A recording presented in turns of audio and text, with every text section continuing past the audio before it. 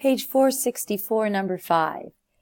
We're given that P is at -2, 2 and Q is at 3, 4.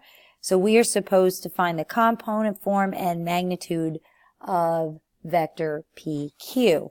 So let's start by finding the component form, which we'll use then to find the magnitude. So we're going to use the head to tail method. So PQ in component form will be 3 minus a -2, so 3 plus 2, and 4 minus 2, which gives us a component form for PQ of 5, 2. Now what we're going to use is we're going to find the magnitude of PQ, so we use the absolute value symbols. So as was stated in the book, we're really just using the distance formula. So we're going to do 5 squared plus 2 squared.